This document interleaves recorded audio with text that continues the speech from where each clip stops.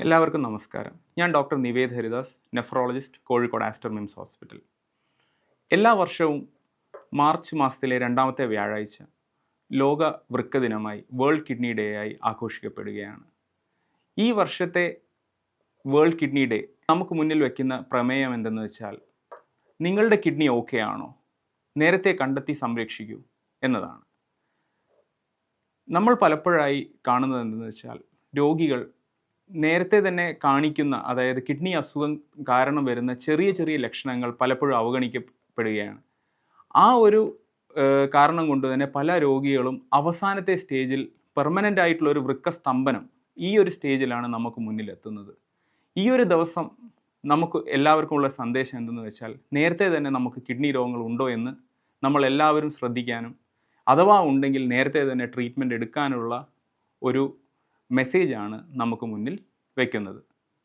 Kidney രോഗഭാരം കുറയ്ക്കാനും, എല്ലാവർക്കും നേരത്തെ തന്നെ കിഡ്നി അസുഖം കണ്ടുപിടിക്കാനും, എല്ലാവർക്കും നല്ല രീതിയിലുള്ള ചികിത്സ ഉറപ്പാക്കാനും ഉള്ള ഒരു സന്ദേശം കൂടെ ഈ എല്ലാ വർഷത്തെയും കിഡ്നി ദിനത്തിൽ നമുക്ക് മുന്നോട്ട് വയ്ക്കുന്നുണ്ട്.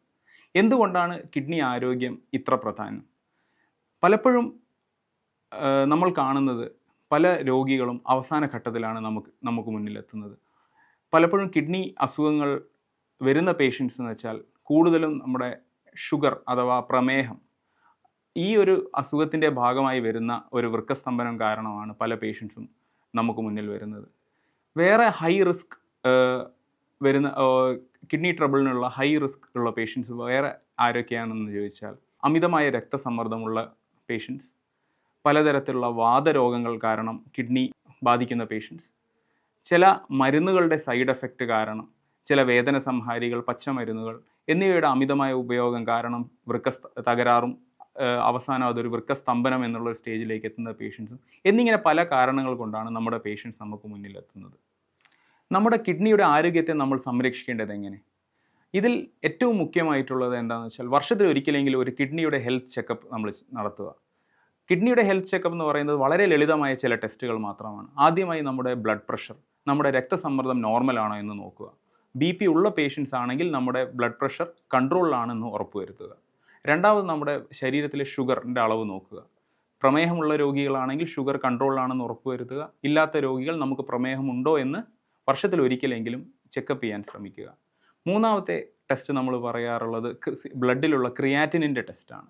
ക്രിയാറ്റിനിൻ്റെ ടെസ്റ്റ് നമ്മൾ എന്തിനാണ് ചെയ്യുന്നത് വെച്ചാൽ, നമ്മുടെ കിഡ്നി അതിൻ്റെ ജോലിയായ വേസ്റ്റ് പുറന്തള്ളുന്ന ജോലി പ്രോപ്പറായിട്ട് നടക്കുന്നുണ്ട് എന്ന് ഉറപ്പുവരുത്താൻ വേണ്ടിയിട്ടാണ്.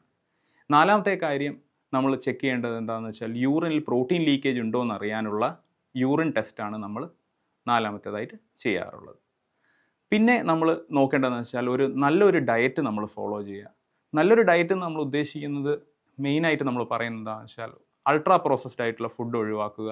എസ്പെഷ്യലി അമിതമായ ഉപ്പ് കലർന്ന ഭക്ഷണങ്ങൾ ഒഴിവാക്കാൻ ശ്രമിക്കുക. പഞ്ചസാരയുടെ ഉപയോഗം കുറയ്ക്കാൻ ശ്രമിക്കുക. ആവശ്യത്തിന് പ്രോട്ടീൻ കഴിക്കുക. നമ്മുടെ ഭക്ഷണത്തിൽ ധാരാളമായി ഫ്രൂട്ട്സും വെജിറ്റബിൾസും ഉൾപ്പെടുത്താൻ ശ്രമിക്കുക. പിന്നെ അടുത്തത് വ്യായാമം. നമ്മുടെ രോഗാരോഗ്യ സംഘടന പറയുന്ന പോലെ തന്നെ ഒരാഴ്ചയിൽ 150 മിനിറ്റെങ്കിലും നമ്മൾ നല്ലൊരു എക്സസൈസ് ചെയ്യാൻ ശ്രമിക്കുക. നാലാമത്തെ വളരെ ഇമ്പോർട്ടൻ്റ് ആയിട്ടുള്ള കാര്യം എന്താണെന്ന് വെച്ചാൽ, അമിതവണ്ണം. നമ്മളൊരു നല്ല ഡയറ്റും എക്സസൈസും ഫോളോ ചെയ്യുന്നതോടെ നമ്മുടെ വണ്ണത്തെ നമുക്ക് കൺട്രോളിൽ വെക്കാൻ പറ്റും. നമ്മളൊരു normal body mass index BMI maintain ചെയ്യാൻ ശ്രമിക്കുക. ഇത്രയും കാര്യങ്ങളെങ്കിലും ചെയ്താൽ തന്നെ നമുക്ക് നമ്മുടെ കിഡ്നി ഒരുപാട് നല്ല രീതിയിൽ നമുക്ക് സംരക്ഷിക്കാൻ സാധിക്കും. നിങ്ങളുടെ കിഡ്നി ഓക്കെ ആണോ? ഇന്ന് തന്നെ ചെക്കപ്പ് നടത്തുക, അതിനെ സംരക്ഷിക്കുക.